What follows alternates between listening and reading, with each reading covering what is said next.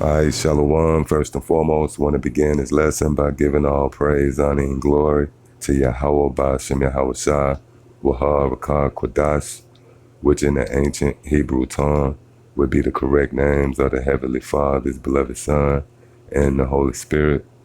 I also want to give double honors to my teachers, the head apostles and elders of Great Millstone, and Shalom must do honors and respect to the sincere brethren out there that's also laboring in his work. So yeah, I just wanted to go into another quick lesson, pretty much centered around prophecy, all right? And the fact that this place America, also known as Babylon the Great, and its destruction draweth nigh, all right? And the instrument, if you will, that the Lord chose to do his bidding and to carry out his will of this place being destroyed is in the form of these missiles, all right? And in particular, the ICBM missile, which ICBM is an acronym that stands for International Continental Ballistic Missile, meaning what? These missiles have the capability of traveling from continent to continent. And why is that important? Because, these devils is used to, wreaking havoc throughout the planet Earth, mainly over in the Middle East, bombing, destroying these different nations. Then they would retreat back to their little nest over here in the Western Hemisphere, man. And they'll feel safe, nestled over on the other side of the world. All right? That's why they are compared to the eagle, because that's the same with an eagle. That's the same characteristics of an eagle. An eagle would attack, from an aerial point of view, then he would retreat back to his nest, all right, where he would be safe. But now we're in a time where Yahweh Bashem Yahweh Shah has advanced this technology, and it's all done in efforts to take down the so-called white man, all right? Because you got a lot of guys out there that say, well, hold up, the Lord doesn't need, the so-called white man's technology to destroy him. The Lord is powerful. He can use a tsunami or earthquake, a hurricane, a volcano, or he can send asteroids and meteorites to take down the so-called white man. Guess what? That's correct. But the Lord deals with justice. The Lord is going to take this devil out the same way he came into power. All right? Matter of fact, let me start off with that in the book of Proverbs, the 26th chapter and the 27th verse. It says, whoso diggeth a pit shall fall therein, and he that rolleth a stone, it will return upon him. Yeah, so that's justice right there, man. The Lord's going to take this devil out the same way he came into power. It's an old saying, the same steps that you step on your way to the top, you got to step on those same steps on your way to the bottom. So that's the mentality and the wisdom, all right? That's why our Lord of Yahweh Bashem Yahweh Shah. That's why the Lord is known as a snare, because the Lord trap you in your own work, okay? The wicked is snared in the works of his own hands. Matter of fact, let me grab that real quick. Yeah, because the Lord could easily have a plethora of things to destroy and use all sorts of ways to destroy the so-called white man. But in his wisdom, he's going to take this man out by the same way he came into power, all right? This is Psalms 9 and 16. The Lord is known by the judgment which he executed. The wicked is snared in the work of his own hands, Hijian Salah. See, the wicked is snared in the work of his own hands. And what's the work of his own hands? These missiles. This is how this man tightened his grip on the planet Earth. And it's the spirit I was just watching last night when these devils, I was watching a little documentary about when these devils bombed Hiroshima and Nagasaki, man. And over hundreds of thousands of people died instantly. They was just melted instantly from the blast of that atomic bomb. But 2 to 3, maybe 4 years after that, cancer was still spread throughout that land, man, from the radiation of that bomb. All right? And those gooks, they pretty much waved the white flag. I believe 72 hours before them devils dropped the bomb, those gooks was trying to squash the beef, man. They didn't want that smoke. But them devils still dropped the bomb on them. And it was done in attempts to, establish and firmly establish their authority, okay? And have the other nations in fear of them, all right? You know what? Let me get that real quick. I get it right here in the book of Revelation. Scripture speaks about that. Book of Revelation, the 13th chapter. All right, this is Revelation 13 and verse 13. And he doeth great wonders, so that he maketh fire come down from heaven on the earth in the sight of men. See? So this is dealing with the so-called white man. And that fire that he made to come down on the earth in the sight of men is in the form of these missiles, these bombs. All right, when he invaded Baghdad in Iraq, he hit them up with Scud missiles. All right. Well, that's him making fire come down in the sight of men. So for all you guys out there, again, who can't digest the concept of the missiles being recorded in the scriptures and the role of the missiles, well, first and foremost, you've been blinded by Yahweh Shema Shai. And really, when you go into detail, when you merit modern terminology such as ICBM missiles with what's perceived to be an ancient book, you can see where that'll cause one to stumble, all right? So, from there, this is Isaiah, the 54th chapter, in the 16th verse. It says, behold, I have created the smith that bloweth the coals in the fire. Yeah, and that's dealing with the modern day scientists, these scientists that actually created these missiles. They splashed these atoms, they split apart these atoms and they made these missiles, man. Well, it was Yahweh Shema Shai who was responsible for that, all right?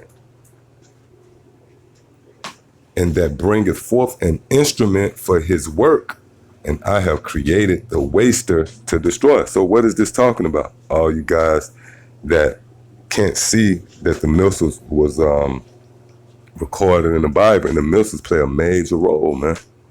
All right? It's not like these missiles was created to go up into some damn museum. They was created to do the bidding of Yahweh Shema Shai, and that's to take down the so-called white man.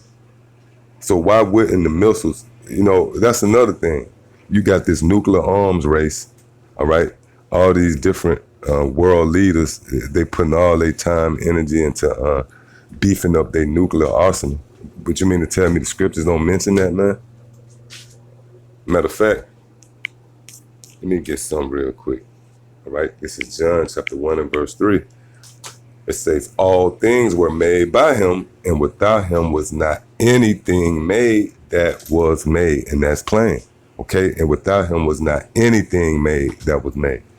And that includes the missiles, man. So the missiles is recorded in the scriptures. And not only that, the role of the missiles is recorded in the scriptures. And they was created for one reason, and that was to be the instrument to take the so-called white man out of power, all right? So this is Isaiah chapter 13, starting at verse 1. It says, the burden of Babylon, which Isaiah, the son of Amos, did see. Lift ye up a banner upon the high mountains, exalt the voice unto them, shake the hand that they may go into the gates of the nobles. Yeah, and this prophecy is being fulfilled as we speak. All right? You have these different people that's going to the gates of the nobles.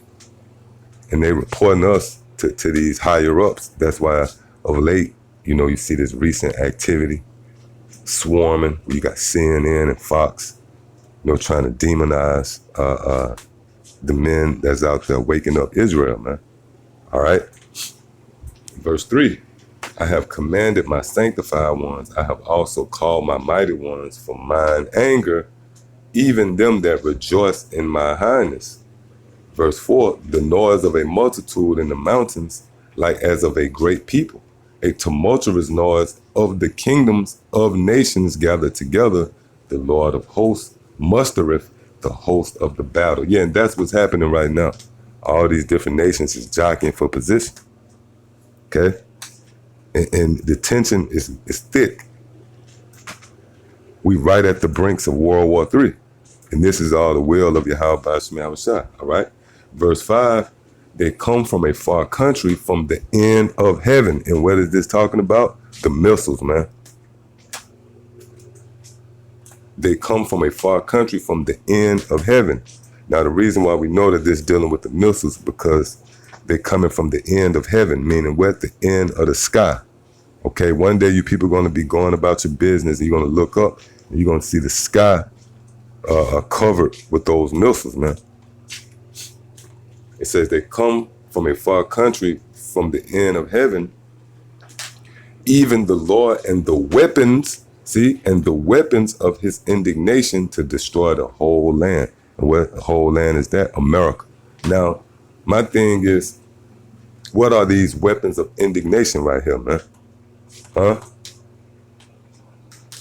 You know, since you guys want to say, well, the Lord, you know, you got these guys over in Georgia, teachers of truth, you know, self-proclaimed teachers of truth. They said that the Lord is going to use lightning bolts, you know. Well, what's this talking about? It says, even the Lord and the weapons of his indignation to destroy the whole land. All right? Matter of fact, this is Joel, the 2nd chapter, starting at the 1st verse. Blow ye the trumpet in Zion and sound an alarm in my holy mountain.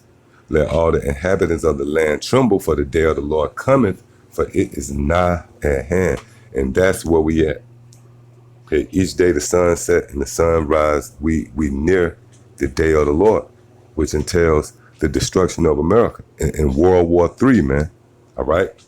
Verse 2, a day of darkness and of gloominess, a day of clouds and of thick darkness. See? So what is going to cause those thick, dark clouds, those gloomy clouds? Fire, man. And that fire is going to be by way of those missiles dropping. See? As the morning spread upon the mountains, a great people and a strong, there have not been ever the like, neither shall be any more after it, even to the years of many generations. And that's dealing with the missiles. This is a parable describing the missiles. And the Lord is comparing them to people. And you know what the key phrase in this precept that proves that this is dealing with the missiles, it says, as the morning spread upon the mountains, see, a great people and a strong. Now, mountains is high in the air. All right? It says, there have not been ever the like. Yeah, because you never had anything like an ICBM missile. You had atomic missiles. You never had nuclear missiles, man. All right? It says, neither shall be any more after it, even to the years of many generations. Yeah, because once these missiles is used, it's not going to be any more useful missiles. That's going to be the end of war. All right? That's going to usher in the kingdom. We're not going to be creating missiles in the kingdom, man. So once all these missiles is used, that's the end of ever seeing an ICBM missile. They was created to do a bidding to carry out the will of the Lord, and that's going to be it. All right? Verse 3, a fire devour before them, and behind them a flame burneth. The land is as the garden of Eden before them, and behind them a desolate wilderness. Yeah, and nothing shall escape them. Yeah, so the land is going to be like the Garden of Eden before these missiles hit, and that's dealing with America, because this is considered a paradise to many. But after they hit, it's going to be a desolate wilderness. All right? Verse 4, the appearance of them is as the appearance of horses, and as horsemen, so shall they run. Yeah, and the reason why the Lord compared these missiles to horsemen, because of the power. All right? Horses symbolizes power. That's why, you know, when talking about different cars, they compare the power of that car by saying horsepower. Okay? Verse 5, like the noise of chariots on the tops of mountains shall they leap. See? Meaning this is going to be an aerial attack from the sky, man. Like the noise of a flame of fire that devoureth the stubble, as a strong people set in battle array. Before their face, the people shall be much pain. All faces shall gather blackness. Yeah, because one day you people going to look up And you're going to see those missiles coming, man. And you're going to be in pain. All right, your face is going to cover blackness. Your face is going to show forth blackness, which is symbolic to confusion. You're not going to be in the light about what's going on. Verse 7, they shall run like mighty men. They shall climb the wall like men of war. And they shall march every one on his ways, and they shall not break their rank. Neither shall one thrust another. They shall walk every one on his path. See, and that's dealing with, the innumerable amount of missiles that's going to be in the air, okay? Which the scriptures tell you how many missiles is coming. But out of all these missiles, they're not going to bump into each other. Matter of fact, let me get that real quick, because the scriptures actually give you the number of the missiles, man. All right? What's that? Revelation, chapter 9 and verse 16. And the number of the army of the horsemen, see, there go that horseman again, were 200,000, and I heard the number. So it's going to be 200,000 of these ICBM missiles, man. And it's going to be from all these different nations, including America's allies. All right? This is going to be a monumental destruction, man. It's going to be a beautiful piece of work of the Lord right here. So much so that nobody's going to even talk about the deliverance from Egypt. They're going to talk about how the Lord took America down, Babylon the Great. All right? So let's finish off in Joel 2.